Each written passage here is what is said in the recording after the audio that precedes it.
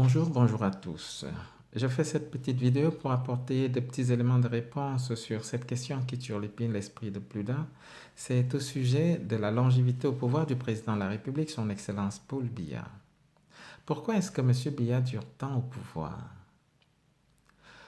Pour répondre à cette question, il faut d'emblée reconnaître que le cadre constitutionnel le lui permet. M. Biya n'a pas un nombre restrictif de mandats et la durée même de ces mandats n'est pas circonscrite. On passe variablement du quinquennat au septennat. Ça, c'est une raison.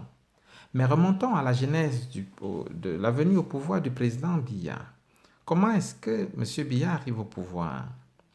Le 4 novembre 1982, M. Amadou Ahidjo, président de la République depuis 22 ans, annonce aux antennes de la radio nationale sa démission de ses fonctions de président de la République et sa succession par M. Biya, qui était alors constitutionnellement le héritier en tant que Premier ministre depuis juin 1975.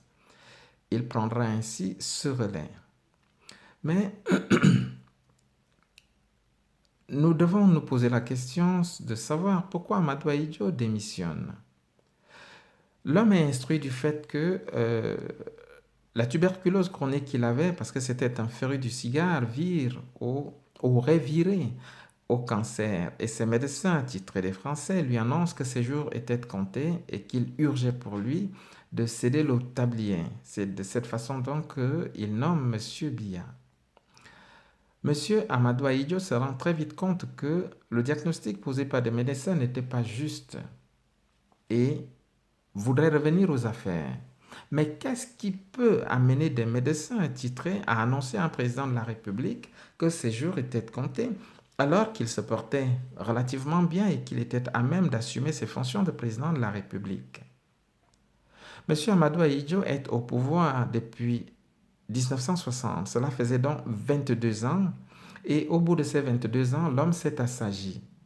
Le commis de poste, qui n'avait pour tout diplôme qu'un certificat d'études primaires et élémentaires, a pris du poil de la bête et il s'est un peu plus rapproché de la Ligue arabe plutôt que des institutions européennes. Il préfère souscrire des crédits auprès de la BADEA, la Banque arabe pour le développement économique en Afrique, ce qui n'est pas du goût des Français. Et après la création de l'OPEP en 1960 et le début de l'exploitation du pétrole au Cameroun autour des années 80, il préfère vendre de manière directe son pétrole.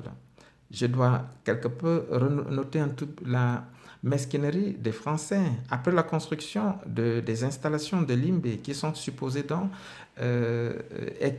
exploiter, raffiner le pétrole camerounais, les ingénieurs annoncent à Amadou Ahidjo que la Sonara ne peut pas raffiner le pétrole de Limbé.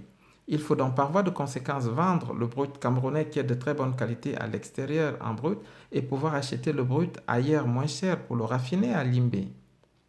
Ce n'est pas du goût d'Amadou Ahidjo du tout.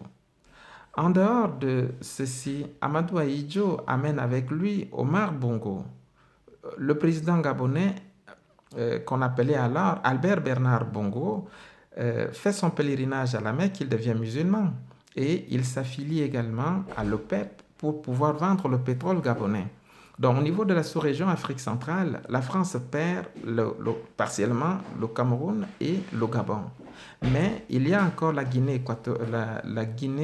plutôt le Congo-Brazzaville, qui reste sous la houlette et la France prend le contrôle et la direction de toutes les opérations. De la production à la vente, c'est la France qui fait tout et reverse ainsi au Congo l'équivalent de 10 000 francs d'anciens francs français. Vous pouvez un peu faire les calculs. C'est à peu près l'équivalent de ce qu'une station-service vend au Cameroun. Vous pouvez comprendre que la France est bougrement enrichie sur le pétrole du Congo et d'autres pays. Et au niveau du Niger, elle a l'exploitation exclusive de l'uranium. Les zones diamantifères de la République centrafricaine sont sous son contrôle total. Le seul problème, c'est la bande d'Aouzou au niveau du Tchad, où la Libye revendique la paternité et la France ne s'en laisse pas compter puisqu'elle a le dispositif épervier installé au Tchad et la présence du porte-avions Clemenceau au large de la Libye n'empêche pas à ce que la Libye de Muammar Kadhafi prenne le dessus militairement sur le Tchad et partant sur la France. La France sollicitera de fait le concours des États-Unis qui vont donc bombarder les résidences de Kadhafi dans les villes de Tripoli et de Benghazi. À cet effet d'ailleurs, Muammar Kadhafi perdra sa fille et beaucoup d'Amazones. Je dois, à titre de rappel, dire que la garde rapprochée de Kadhafi était essentiellement constituée de femmes que l'on appelait des Amazones.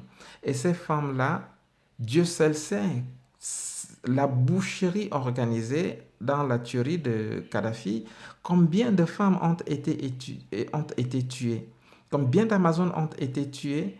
Aucune organisation féministe, aucune de ces organisations dites des droits de l'homme n'ont fait aucun rapport là-dessus. C'est au Cameroun qu'elles viennent dire qu'il y a ceci ou cela. Et nous ne devons pas nous laisser faire avec ces organisations qui sont téléguidées par des puissances étrangères. Donc, c'est cette France-là qui continue à jouer un peu derrière le président Biya pour remettre Amadou Ahidjo au pouvoir. Et bien plus, l'homme du 6 novembre ne voudrait pas continuer à fonctionner sous la politique telle que prônée par Amadou Ahidjo, c'est-à-dire, par exemple, l'admission dans des grandes écoles comme l'OCUS, l'ESTIC, l'EMIA et autres. On ne pouvait être commissaire au Cameroun que si on appartenait à une famille où on avait un parent commissaire, avocat, journaliste et autres. Mais pour Biya, c'est désormais le culte de l'excellence. Il faut primer l'effort et les meilleurs devaient avoir accès à ces écoles-là.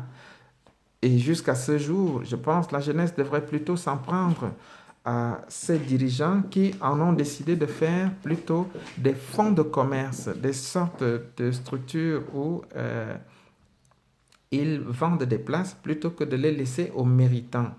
Alors, l'autre raison, c'est que le 6 avril 1984, la France, qui se rend compte que Amadou Ahidjo ne peut pas facilement revenir au pouvoir, engage sous la bénédiction du pouvoir chérifien d'Hassan II du Maroc et de son homme attitré Bob Denard, un coup d'État qui malheureusement tournera à l'avantage des forces loyalistes camerounaises sous l'égide de Pierre Semengue. C'est ainsi donc que le putsch échoue. Cet homme gagne l'estime des Camerounais avec ses nombreux coups d'État et des décisions politiques courageuses prises. Et ces décisions sont du moins consignées dans son testament politique pour le libéralisme communautaire. Le président Biya continue donc avec des réformes, mais c'était sans compter avec Amadou Ahidjo pour revenir un tout petit peu à l'ambiance autour de la prise du pouvoir. Pendant que le président Biya fait la tournée de présentation dans les régions, dans les 7 provinces du Cameroun, Amadou Ahidjo engage également la tournée des provinces. Et pendant cette tournée, il fait comprendre aux Camerounais que le parti, puisqu'il demeurait jusque-là le président de l'Union nationale camerounaise, que le parti est au-dessus des institutions et par voie de conséquence, la présidence de la République occupe la vice dont le président de la République est le second. Monsieur Biya convoque donc le congrès de Bamenda. Et au cours de ce congrès-là, l'Union nationale camerounaise, le parti unique, est dissous et il est remplacé par le Rassemblement démocratique du peuple camerounais. C'est ce parti qui est au pouvoir à ce jour. D'autres raisons font à ce que M. Biya gagne l'estime et la confiance des Camerounais. Il prend le pouvoir et tout de suite autour des années 90, c'est la grande crise économique et au cours de cette crise-là, le Fonds monétaire international et la Banque mondiale imposent le plan d'ajustement structurel à tous les pays du tiers-monde. Et le Cameroun, faisant partie des pays en voie de développement, est obligé, sous injonction de la Banque mondiale, des institutions de Bretton Woods, j'entends, de vendre toutes les sociétés publiques et parapubliques. Et elles sont toutes bradées les unes après les autres. Et c'était sans concession. donc, pour pouvoir bénéficier de l'aide internationale. En dehors de ceci, il y a le,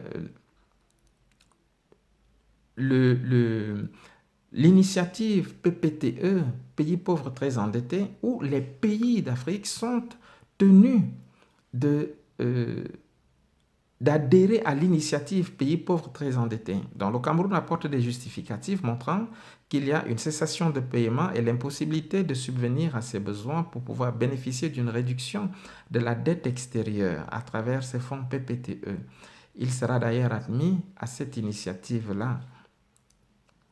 Les institutions internationales continuent à faire la pression sur les pays du tiers-monde avec notamment l'arrivée au pouvoir de Gorbatchev en Union des républiques socialistes soviétiques. L'homme descend l'ancienne politique russe après la mort de Konstantin Tchernenko et Leonid Brejnev quand il prend le pouvoir parce qu'on voulait innover en mettant en jeu nos pouvoirs. Il rabat tout, le mur de Berlin tombe, l'apartheid est fini en Afrique du Sud, c'est l'ère du multipartisme que l'on impose aux pays africains pour pouvoir bénéficier de l'aide internationale. Biya traverse toutes ces étapes-là et il continue à diriger le Cameroun avec plus ou moins de bonheur. Nous devons comprendre que le président de la République, dans toute cette pression, a été fragilisé par les nombreux coups d'État manqués, parce qu'on n'en connaît qu'un, celui du 6 avril, mais il y a eu beaucoup d'autres coups d'État manqués. Mais l'amour que les Camerounais portent à cet homme fait à ce qu'il soit adopté par tous les Camerounais. Et quand il faisait la tournée provinciale, il a été érigé à la tête de toutes les chefferies traditionnelles camerounaises. Il est le Fon des Fon, le Lamido des Damido, le Mbongbok des Mbongbok, le Zomlo des Zomlo, ce qui fait à ce que même les frères de l'Ouest l'ont amené dans l'Akam où il connaîtra une initiation et son adoubement. Cet homme donc est à ce jour dans le cœur des Camerounais. Quand on arrive à asseoir une certaine indépendance vis-à-vis de la France, ce qui fait à ce que les partis comme le MRC soient rejetés, c'est le rapprochement de ce parti vis-à-vis de la France. Parce que quand on engage la campagne présidentielle, la question qu'on est en droit de se poser, c'est qu'est-ce qu'une certaine dignitaire française est allée faire à l'Ouest alors que le siège des institutions se trouve à Yaoundé? Ça, c'est d'un. De deux, pourquoi est-ce que le schéma politique ivoirien le MRC a voulu instaurer le schéma politique qui a amené Ouattara au pouvoir en Côte d'Ivoire. C'est-à-dire, avant même la promulgation des résultats à l'élection présidentielle, quelqu'un s'autoproclame président pour susciter des soulèvements populaires et, en fin de compte, solliciter une intervention internationale. C'est cette intervention internationale que la BAS a promise à M. Kamto qui malheureusement s'est laissé aller croyant que les réseaux sociaux pouvaient fonctionner comme ça a été le cas dans les pays nord-africains.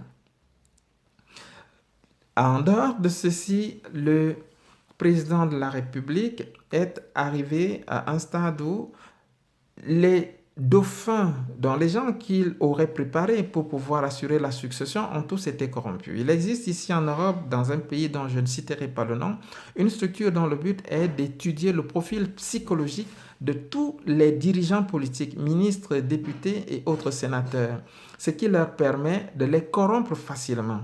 Et c'est ce qui a été le cas du Cameroun, où tous les hommes qui pouvaient prétendre assurer la succession, parce qu'il faut préparer la relève. Si la relève n'est pas préparée, le pays va à la dérive, parce que les puissances n'ont pas besoin de vos beaux yeux. Elles veulent exploiter les matières premières. Et si ces matières premières sont à leur merci, avec justement des gens qui arrivent au pouvoir sans expérience, ils s'en donneront à cœur joie. Dans le MRC, qui a transformé son parti en mouvement de rassemblement des casseurs, a quelque peu échoué dans sa mission. Et bien plus, la BAS, qui est la branche dynamique de ce mouvement, a complètement échoué. Ils estiment qu'aucun ministre des Biya ne peut être président de la République parce que tous les ministres des Biya sont des voleurs. Soit, alors, Kamto a ici été ministre, alors Kamto est un voleur. Kamto ne peut donc pas être président si on s'appuie sur la logique aristotélicienne. Le syllogisme, Kamto a été ministre, Kamto est un voleur, Kamto ne peut pas être ministre. Donc voilà quelques éléments de réponse que je pourrais apporter et demander, parce qu'aujourd'hui on se demande, lors de l'élection présidentielle de 1992, je crois bien, il y a un certain Antar Gassagaï qui a été récompensé pour avoir participé à cette élection. Il a été nommé. Mais pourquoi est-ce que le jeune Cabral Libi, qui a donné un score honorable pour ce qui est de sa première participation à une élection présidentielle, pourquoi n'a-t-il pas bénéficié d'une nomination conséquente? Je pense qu'aujourd'hui, le président de la République doit se pencher sur cette question. La jeunesse a besoin d'assurer la relève et elle doit être préparée. Et nous pensons que Cabral mérite mieux que ce qu'il a comme poste à l'heure actuelle. Donc, sur ce, je vous remercie et je demanderai à la jeunesse camerounaise de continuer à rester vigilante parce que nous avons besoin de la paix et de la stabilité dans notre pays. Et pour que cela soit, nous devons continuer à prier, à veiller sur les institutions pour le bien et le devenir de notre pays. Je vous remercie.